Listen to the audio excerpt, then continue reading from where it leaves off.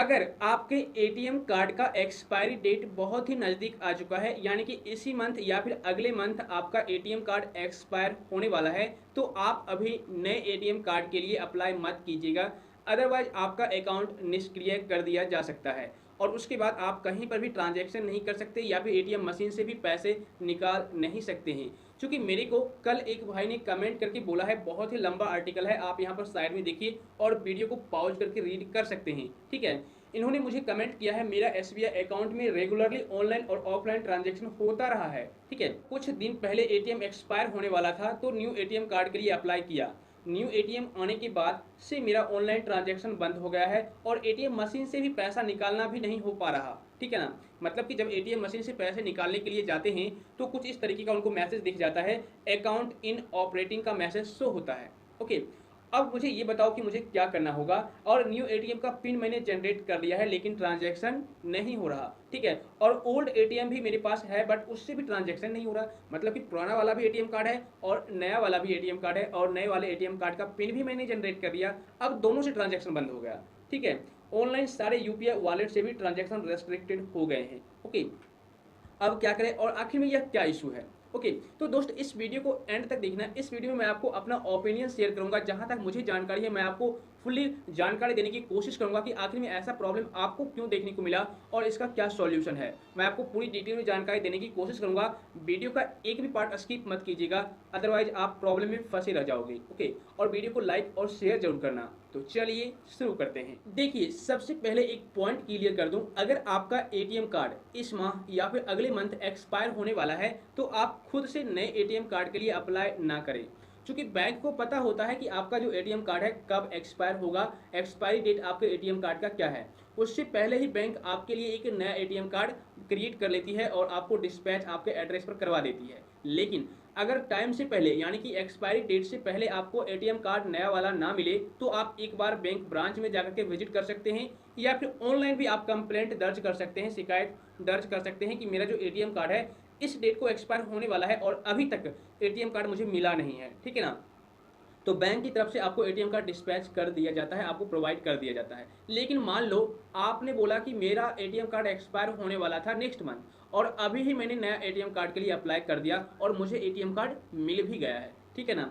तो जैसे ही मुझे एटीएम कार्ड मिला, पहले तो मैं ट्रांजैक्शन सही से कर रहा था लेकिन न्यू एटीएम कार्ड आने के बाद ट्रांजैक्शन कर नहीं पा रहा हूँ, पैसे विड्रॉल नहीं कर पा रहा हूँ, मतलब कुछ हो ही नहीं रहा है, ठीक है। तो आखिर में यह क्या इशू है। तो यहाँ पर मैं एक पॉइंट क्लियर कर दूं आपको, ये एटीएम कार्ड का इशू नहीं है, एटीएम कार्ड आपका सही है। मतलब कि आपका जो एटीएम कार्ड है वो एक्टिव कंडीशन में है बट अकाउंट में प्रॉब्लम आ गई है जिस वजह से एटीएम कार्ड भी आप यूज नहीं कर पा रहे हैं, ठीक है। जैसा कि इन्होंने मुझे कमेंट करके बोला है कि मैं जब पैसे निकालना चाहता हूँ एटीएम मशीन से तो यहाँ पर अकाउंट इन ऑपरेटिंग का मैसेज आ जाता है, मतलब कि आपका जो खाता है वो निष्क्रिय कर दिया गया है।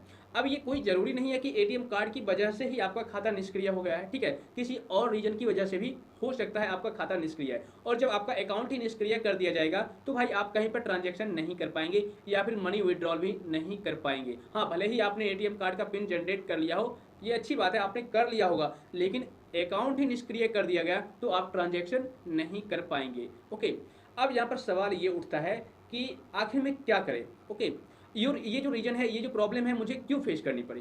तो देखिए, यहाँ पर मैं एग्जैक्ट रीजन आपको तो नहीं बता सकता क्योंकि मैं कोई एटीएम ब्रांच मैनेजर या फिर एसबीआई बैंक मैनेजर तो नहीं हूँ, लेकिन फिर भी मैं आपको एक सलाह जरूर दूंगा कि आप एक बार ऑनलाइन यानी कि जो कस्टमर केयर नंबर होता है एसबीआई का, उनको कॉल करके पूछिए कि ऐसा ऐसा प्रॉब्लम है, आखिर में मैं क्या करूँ। ओके, अदरवाइज आप एक काम कीजिए, आप अपने होम ब्रांच में, एसबीआई का जो होम ब्रांच है आपके आसपास, वहां पर आप एटीएम ब्रांच मैनेजर से जाकर के मिलिए, ठीक है ना। एटीएम का जो ब्रांच मैनेजर है उनसे जाकर के मिलिए और उनको वहां पर शिकायत दर्ज कीजिए और साथ ही वहां पर जाइए अपना केवाईसी डॉक्यूमेंट को लेकर के, जैसे कि पैन कार्ड हो गया, आधार कार्ड हो गया, ठीक है, या फिर driving licence, voter ID card वगैरह, और साथ ही आपको रिसेंट में खींचा हुआ फोटो, ठीक है। ये सारा कुछ आपको ले जाना है और केवाईसी आपको करवाना होगा और वहां पर आपको एटीएम ब्रांच मैनेजर को बताना होगा कि मैं नए एटीएम कार्ड के लिए अप्लाई किया, मेरा एटीएम कार्ड आ गया है और अब मैं यहाँ पर जब ट्रांजैक्शन करना चाहता हूँ या फिर एटीएम मशीन से पैसे निकालना चाहता हूँ तो इस तरह का अकाउंट इन ऑपरेटिंग का मैसेज आ जाता है, ठीक है। देखिए, एक और पॉइंट क्लियर कर दूं, आपका जो एटीएम कार्ड है उसको switch off switch on online भी किया जाता है। ये आप योनो एसबीआई से भी कर सकते हैं या फिर बैंक ब्रांच में जा करके भी करवा सकते हैं। क्योंकि जब आपका एटीएम कार्ड आता है तो आपको एटीएम कार्ड को एक्टिवेट करना होता है पहले, उसके बाद आप अपने एटीएम कार्ड को यूज कर पाते हैं, ठीक है ना। तो अगर अभी तक आपने एटीएम कार्ड को एक्टिवेट नहीं किया है तो आप एक्टिवेट कर लीजिए, तब आप शायद यूज कर पाएंगे। लेकिन अगर आपने एक्टिवेट कर लिया है उसके बाद इस तरह का मैसेज आ रहा है तो अब आप ऑनलाइन खुद से सही नहीं कर सकते हैं, ठीक है। ऑनलाइन आप केवाईसी करवा सकते हैं बट खुद से आप इस प्रॉब्लम को सॉल्व नहीं कर पाएंगे। आपको एसबीआई की होम ब्रांच में विजिट करना ही पड़ेगा, ठीक है। और वहां पर आपको अपना प्रॉब्लम बताना होगा कि इस तरह की समस्या मुझे आ रही है, मैं अपने पुराने वाले एटीएम कार्ड से ट्रांजैक्शन कर पा रहा था, कहीं पर भी मनी विड्रॉल कर पा रहा था, लेकिन अब जब से नया एटीएम कार्ड आया है तब से इस तरह की समस्या आ रही है। तो आपको बैंक ब्रांच जाने के बाद कुछ ही मिनटों के अंदर अंदर इस प्रॉब्लम को सॉल्व कर दिया जाएगा, ज़्यादा टाइम नहीं लगेगा, तुरंत के तुरंत सॉल्व हो जाएगा। उसके बाद आप फिर से कर पाएंगे और साथ ही साथ रीजन भी आपको बता दिया जाएगा कि आखिर में आपको इस तरह की समस्या क्यों आ रही थी, ठीक है ना।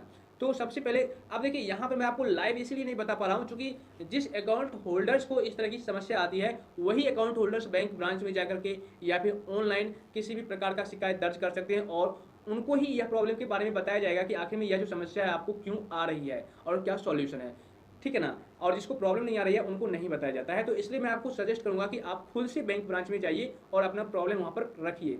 और एक पॉइंट क्लियर कर दूं, वहां पर जब आप एटीएम मशीन पर जाते होंगे वहां पर मनी विड्रॉल करने के लिए, तो जो आपको अकाउंट इन ऑपरेटिंग का मैसेज आता है वहां पर एक रिस्पॉन्स कोड भी आता होगा, ठीक है ना। उस रिस्पॉन्स कोड को आप नोट कर लीजिए एसबीआई मशीन में जो आता है एसबीआई एटीएम मशीन में, उस रिस्पॉन्स कोड को नोट कर लीजिए और इन ऑपरेटिंग मैसेज जो आपने बताया उसको भी नोट कर लीजिए ताकि आप एटीएम ब्रांच मैनेजर को दिखा सको, ठीक है।